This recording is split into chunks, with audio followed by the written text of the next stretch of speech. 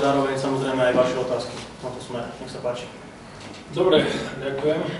Čo sa týka cieľov, ja nebudem hovoriť o cieľoch len o cieľoch seniorského týmu, ja poviem v podstate o cieľoch celého klubu. Možno ste zaznamenali, že v minulej sezóne sme vlastne v kategórii 9 získali titul majstra Slovenska, v kategórii dorastu a juniorov sme získali bronzové medaily. A chceme ďalej v tomto trende postupovať. Dovolím si tvrdiť, že pán Mikula má vytvorené vynikajúce podmienky na to, aby dosiahol ešte lepší výsledok s juniormi. Takisto dobré výkony podávajú dorastenci. Vyhrali trojako memoriál, dovolím si povedať, že presvedčivo a suverene. A keď mám naviazať ďalej na seniorský tím, poviem toľko, že naša predstava budovať seniorský tím na základe domácich odchovancov, ja si myslím, že je správna, pretože vo Zvolene je väčšie množstvo kvalitných, mladých, talentovaných hokejistov, ktorí bohužiaľ minulých rokoch nedostávali toľko priestoru a preto dnes nemáme strednú a staršiu generáciu domácich hokejistov, čo je vážny problém. Preto sme siahli k tomu, aby skúsenosti našim mladým chlapcom odovzdávali hráči, ktorí prídu zo zahraničia, čo je na druhej strane aj dobre, pretože či Rich, Bronila, Kamil Brabenec alebo Vadim sú to skúsení hráči, ktorí každý z niečoho prinesie nejakú skúsenosť, nejaký pohľad na danú situáciu. A keď budem hovoriť konkrétne o Vadimovi, keď tento hráč prišiel na trh a dostal sa možnosť rokovať s ním, bolo to okamžite, som bol presvedčený o tom, že do toho pôjdeme aj s pánom Pivovarčím, pretože hráč, ktorý má za sebou 15 účastí na majstrovstvách sveta, to asi niečo hovorí. Ja som presvedčený o tom, že Vadim bude hráč, ktorý potiahne našich mladých chlapcov, že im odovzdá svoje skúsenosti.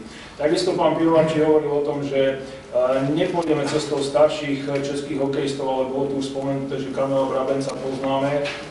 Takisto, keď som mal možnosť rozprávať s Kamilom, bol som okamžite presvedčený o tom, že ho chcem. A to isté platí aj v prípade Richa Bronilu, ktorý nám vlastne vyriešil problém obrancu praváka, ktorý dokáže rozohrať, ktorý dokáže vystreliť a ktorý je silný v súboji 1 na 1.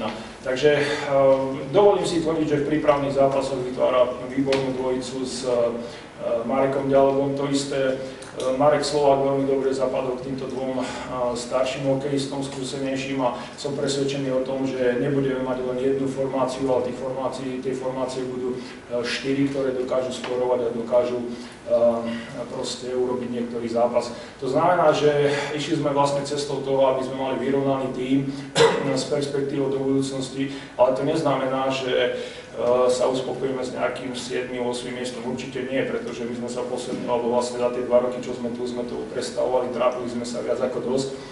A preto už, keď som začal hovoriť o mládežníckych tímoch, tak chcem nadviazať vlastne na to tým, že chceme už dosiahnuť aj so seniorským tímom nejaký úspech a z môjho pohľadu ten úspech bude, keď sa umiestnime do 4. miesta. Ale to hovorím verejne, pretože ja mám vo vnútri nejaký iný cieľ, ktorý samozrejme o ktorom s chlapcami budem hovoriť, ale zatiaľ, ako som povedal, budeme spokojní s tým, keď skončíme do 4. miesta. Som presvedčený o tom, že tento tím spolu s trénermi, ktorí už s nami absolvovali záver sezóny, na to má. Videl som ich zápasy vo Švajčiarsku, ktoré určite nás presvedčili o tom, že ideme správnou cestou a zápasy, ktoré sme odohrali, či z Toliaty alebo z Ženevou, nám potvrdili, že proste táto nastúpená cesta je skutočne správna. Takže z mojej strany len toľko.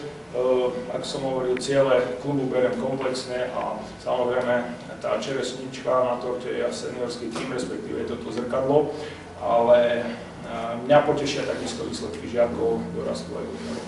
Takže ďakujem.